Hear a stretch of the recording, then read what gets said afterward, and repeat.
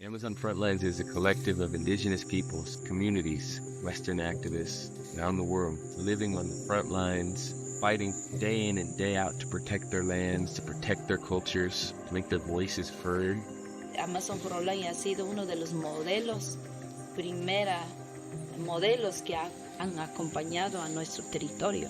We've been able to achieve on the front lines by building a collaborative movement between indigenous communities, leaders, and activists, lawyers, filmmakers, and environmental monitors. We've achieved some of the most precedent-setting global climate victories over the last decade, and that the Hilton Humanitarian Prize was recognizing our model, our work, seeing the impacts we were making, building out solutions to the climate crisis, working with communities to uplift their cultures, build leadership at a global level for indigenous communities. That was huge.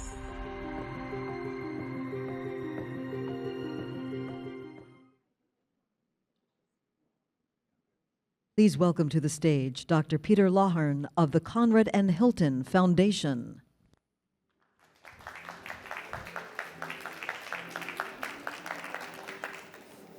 Good afternoon, everyone. It's my pleasure to introduce the next discussion, Securing Our Climate Future Lessons from Amazon Frontlines. Next month in Los Angeles, Amazon Frontlines will receive the 2024 Hilton Humanitarian Prize, the largest annual prize presented to a nonprofit for humanitarian work, contributing to the solution of a major problem and doing something that people did not think could be done.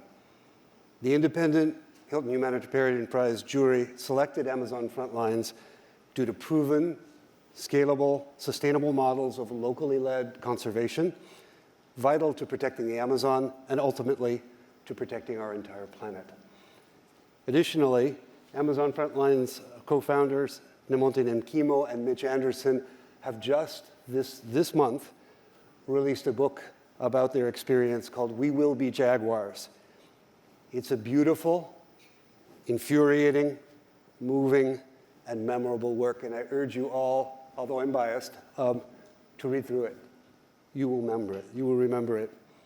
So Mitch Anderson, Nemonte Nenquimo will be here, and again, we will have Telma Ortiz from Concordia working on translation. And we will see how we can secure our climate future. Thank you very much.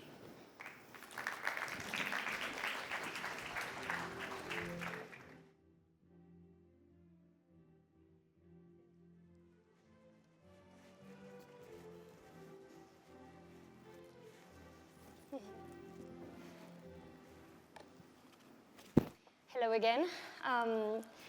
The non-profit organization Amazon Frontlines has won critical victories for the preservation of the Amazon rainforest, pioneering a dynamic model that integrates indigenous leadership with a cutting-edge legal advocacy and communication strategy.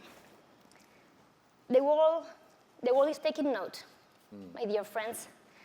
Amazon Frontlines was just a word, as Peter introduced, the world's largest humanitarian award, the Conrad N. Hilton Humanitarian Prize. And its co-founders here with me, they have a coming book called We Will Be Jaguars. And it's already driving a timely conversation about indigenous-led climate solutions. Let's please welcome to this discussion to the co-founders of Amazon Frontlines, and we are going now to hear from them their remarkable story. Nemonte, bienvenida. Muchas gracias por estar aquí. Thank you for being here today. Your book, We Will Be Jaguars, will launch important conversations regarding climate change solutions led by indigenous people. What message or ideas, key, do you want to be sparked by readers, and how do you think that this will contribute to the vast conversation in terms of climate change and the rights of indigenous people?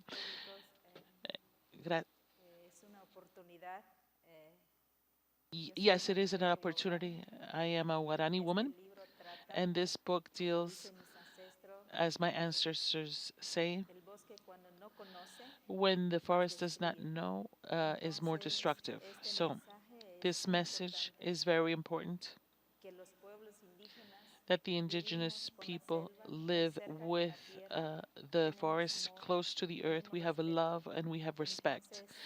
So through my leadership, both of us with my partner is my writer, the world of the writer, and us as indigenous population are have been for thousands of years, and we have converted this book to for so people of the world can hear. So the people of the world that we respect Mother Nature and the indigenous people, and also to be able to have a strategy that we know in order to collaborate and work, not just for the indigenous people, but also those that are non-indigenous. That's the message that we have written in a long process of 3 years. I'm very proud, as my culture says, we will be jaguars. And why did I title it this way? Because in our culture is our God, is jaguar, for thousands of years. And when we die, we uh, we become the jaguar to protect and continue living. Thank you so much for being with us here today and to bring in person this, your vision and the way in which you can describe your culture, your ancestors, your idiosyncrasies that you live in the forest. Do you think it's difficult to convince our society of all the culture, ancestral culture that you live in? Is it something that's easy to transmit and that we can understand it? Well, I think all humans are connected with the earth, all of us. But the problem is that we're not connected spiritually. We don't have spirituality. So this book um, speaks that we can all listen to the Amazonia and listen to our ancestors in order to reconnect spiritually and heal and to be able to create a beautiful future for future generations. When is your book out? It is already out. The 17th of September, the book launch happened in the US. Thank you for being here with us. Eh, It's muchas really gracias. great that you are promoting all these efforts that you're doing in the forest. So Amazon Frontlines has gained recognition for its innovative approach to rainforest preservation by integrating indigenous leadership with strategic advocacy. Can you detail some of the key strategies and initiatives that have been pivotal in your work and how they have contributed to the success of your mission? Yeah, well, first off, I want to say thank you to Concordia, thank you to the Hilton Prize. We really feel honored. And I think everybody in this room is here because we want to make an impact on our earth, and we want to make a positive impact. And so I'd just like to share a little bit about our history. Nemonte and I are partners. We co-founded Amazon Frontlines and the Save Alliance together. And you guys have all seen the fires that are raging across the Amazon right now. Many people don't understand that a lot of the oil that reaches the coast of California to be refined actually comes from the Amazon, comes from beneath the territories of indigenous communities. And a lot of people are familiar with the deforestation rates. Amazon Frontlines is a collective of Western filmmakers, activists, conservationists, forest experts, and indigenous leaders, youth, women, who call the Amazon their home. And I've had the privilege of living and learning a lot from indigenous peoples over the last 15 years. I've lived in the forest for 15 years. And what I can say is that indigenous communities, beneath the headlines of the climate crisis and the raging fires, are perceiving changes across the ecosystem, subtle changes, fruits aren't fruiting in the trees, the monkeys are coming down to raid the gardens, the river turtles aren't nesting their eggs on the beaches. And what we're seeing right now is that the Amazon could become the light of a dead star. We can see a sea of green, the satellites can see forest cover, but if we don't stop the deforestation, if we don't stop these threats, the Amazon can turn into a savanna. And that would mean not only the decimation of the livelihoods of indigenous communities, but also it would trigger a tipping point that would make it very difficult for us to confront this climate crisis. So Amazon Frontlines, we do a lot. We listen to communities. We build out our strategies with indigenous communities across the upper Amazon. We build access to clean water and solar energy and communications infrastructure that supports governance strategies across the Amazon. We also look to leverage new technologies to support indigenous communities to protect their forests in real time from loggers, from poachers. And we also look to convert threats into opportunities. And so we look to work with indigenous communities to use the law, to advance precedent and protect their lands. And ultimately, our hope with this story and with this book and with our work is to be able to create allyship and create a collaboration between indigenous communities who have a lot to offer in terms of wisdom, in terms of the custodians of roughly 40% of the remaining standing forests, the Amazon, and conservation NGOs, philanthropy, corporations, that if your strategies are designed in offices in DC or New York or even the capital cities of across South America, oftentimes they fail. They don't work because they're not rooted in local priorities, they're not rooted in the dreams and the cultures of the communities. So Amazon Frontlines is also a bridge to create solutions to this climate crisis, to keep the forest standing and protect biodiversity. You get all these strategies, all your knowledge about the Amazon in this book. We will be jaguars, seremos jaguares.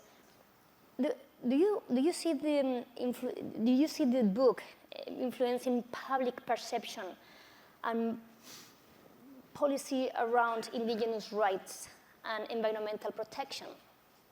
Do you see it will be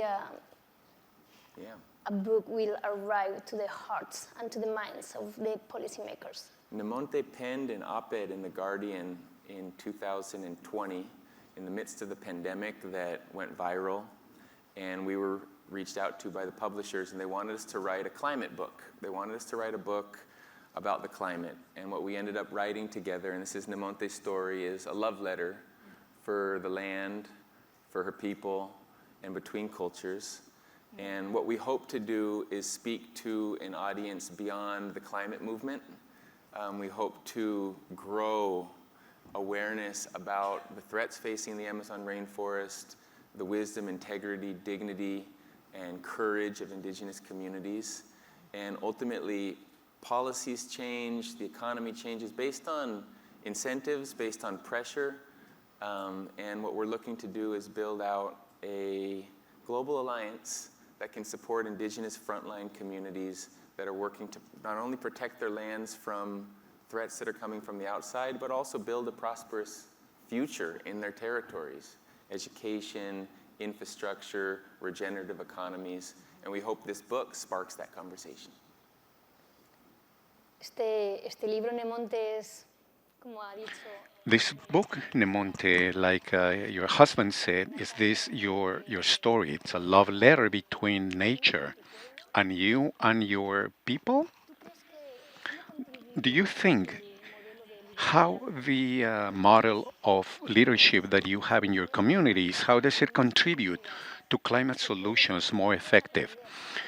And what can other organizations learn from your organization in incorporating indigenous perspectives in the conservational efforts? I, as a Guarani woman, I have a lot of experience in leadership. First of all, we need to unite the community, the women, the young, men. I see unity with unity you can achieve, and without being unified, without a movement that includes women, you cannot achieve anything. My hope it's not only I realize that indigenous women, totally indigenous, it's very few of us, and we have a big diversity, and 80% of our blood has been descending. As an indigenous person, I think that the threats arrive day to day from here, not within the Amazon region. A leadership strategy that has led to big success is not something that is without women. We can articulate a strategy to defend that climate change that we're living and the crisis that it provokes. We need alternative solutions. Otherwise, there's an end. We women are on the front lines to solve. If there is no action taken, no strategic action, we could be facing and giving our lives for this, and everything will be in vain. I think that women in this part of the world, we are, we need to be in the front lines to defend the rights and make societies progress in a just manner. Regrettably, in our time has expired, and it's been a pleasure hearing from you. And Mitch speaks Spanish perfectly, and to find in your life history an inspiration. We hope that the book has a profound impact and that society listens. And the award that you're going to get, the Hilton Award, what an honor. And let's hope that this helps to uh, transmit and help indigenous communities. Thank you very much.